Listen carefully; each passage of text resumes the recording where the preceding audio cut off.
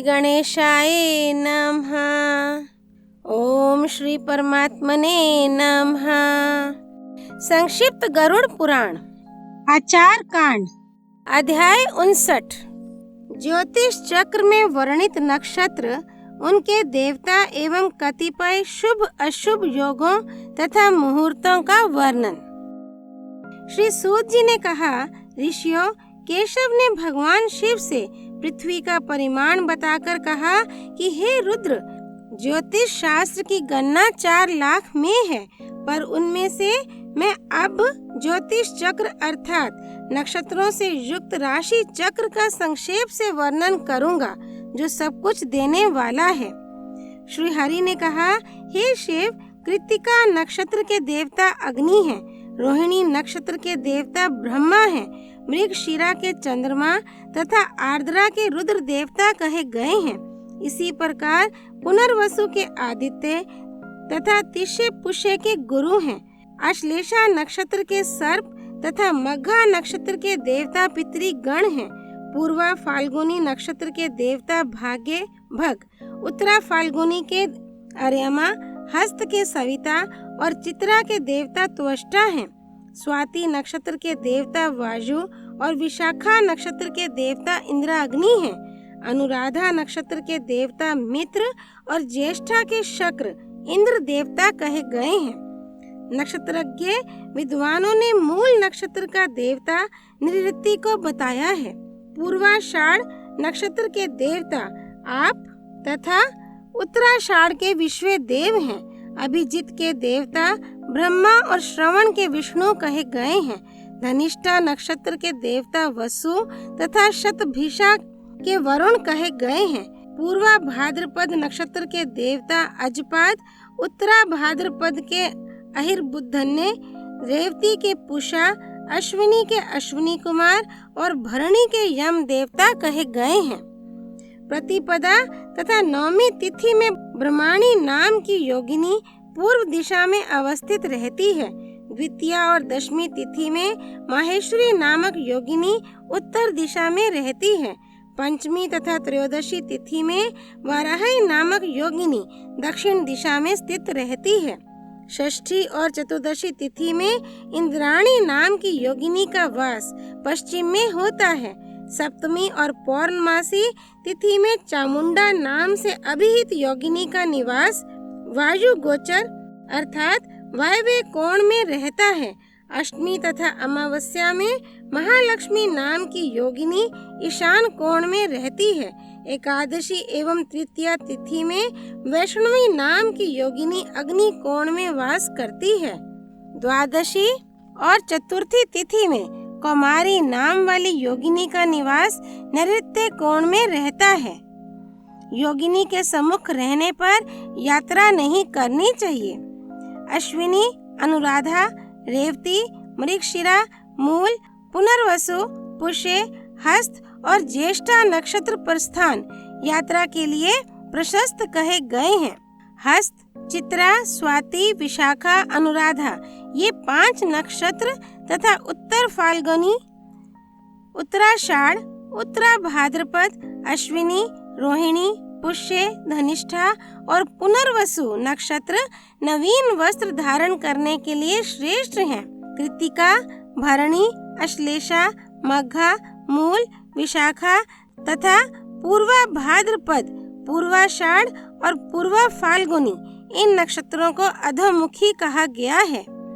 इन अधोमुखी नक्षत्रों में वापी, तडाग, सरोवर, कूप, भूमि, तृण आदि का खनन, देवालय के लिए नींव आदि के खनन का शुभारंभ, भूमि आदि में गड़ी हुई धन संपत्ति की खुदाई, ज्योतिष चक्र का गणनारंभ और सुवर्ण, रजत, पन्ना तथा अन्य धातुओं को प्राप्त करने के लिए भू खदानों में प्रविष्ट होना आदि अन्य अधोमुखी कार्य इन अधोमुखी नक्षत्रों में करने चाहिए।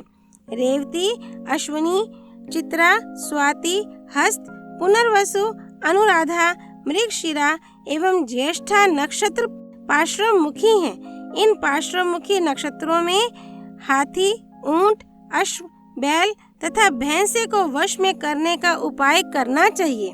अर्थात इनके नाक आदि में छेद करके छल्ला या रस्सी डालने का कार्य करना चाहिए।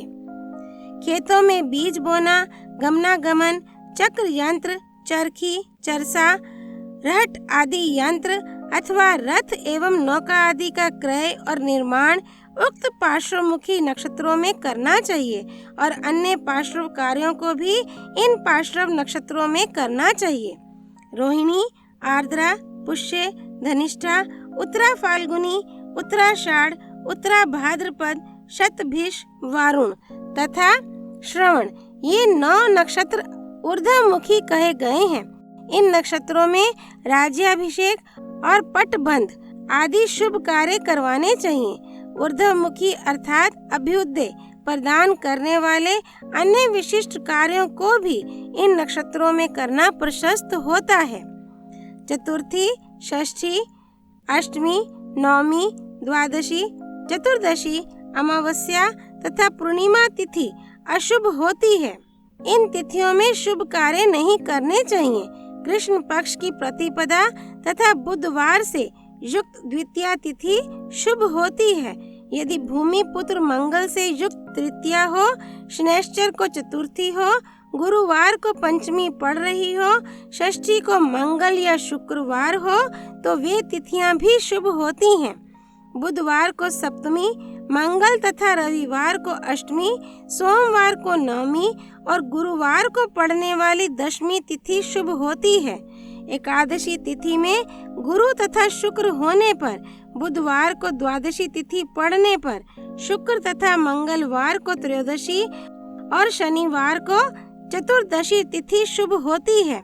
इसी प्रकार बृहस्पति को पूर्णिमा या अमावस्या तिथि का होना भी शुभ होता है। द्वादशी तिथि रविवार, एकादशी सोमवार, दशमी मंगलवार, नवमी बुधवार, अष्टमी गुरुवार, सप्तमी शुक्रवार और षष्ठी तिथि शनिवार से दग्ध होती है। ऐसे तिथि दग्ध योग में यात्रा आदि का शुभारंभ नहीं करना चाहिए। प्रतिपदा, नवमी, चतुर्दशी और अष्टमी तिथियों में यदि बुधवार का संयोग हो तो उस तिथि में प्रस्थान के विचार का दूर से ही परित्याग करना चाहिए। मेष और कर्क संक्रांति की षष्ठी, कन्या और मिथुन संक्रांति की अष्टमी, वृष तथा कुंभ संक्रांति की चतुर्थी, मकर और तुला संक्रांति की द्वादशी, वृश्चिक और सिंह संक्रांति की दशमी तथा धनु और मीन संक्रांति की चतुर्दशी ये दग्ध तिथियां हैं। इन तिथियों में यात्रा आदि नहीं करनी चाहिए, ये कष्टदायक होती हैं।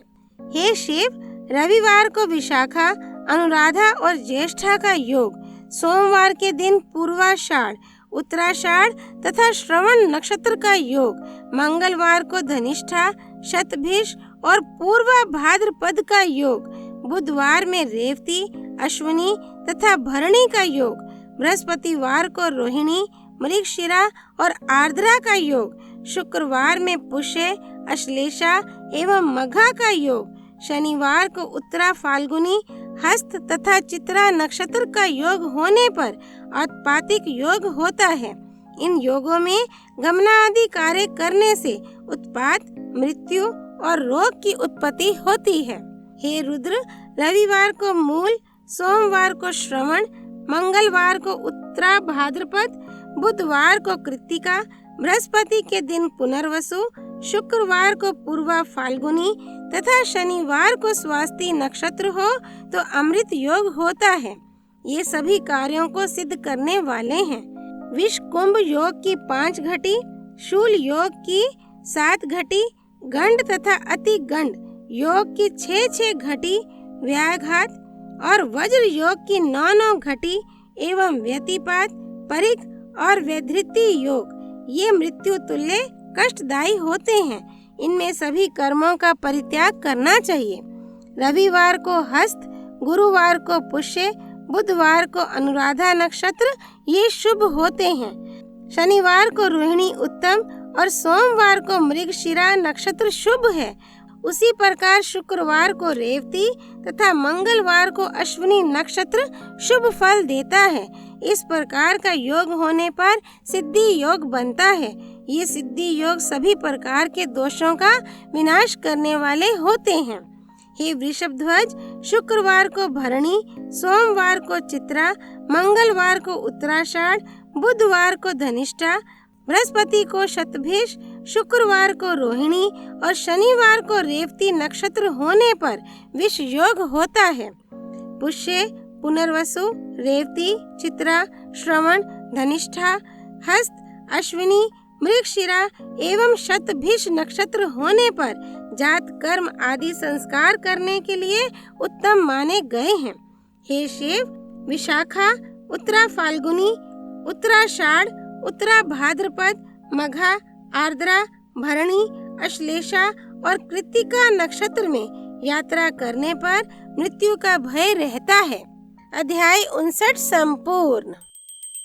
त्वमेव माता च पिता त्वमेव, त्वमेव बन्धुश्च सखा त्वमेव, त्वमेव विद्या द्रविणं त्वमेव, त्वमेव सर्वं मम देव देव। श्री विष्णु नारायण भगवान की जय, भगवान रुद्र की जय, गरुड़ पुराण की जय। श्री हरि अर्पणमस्तु।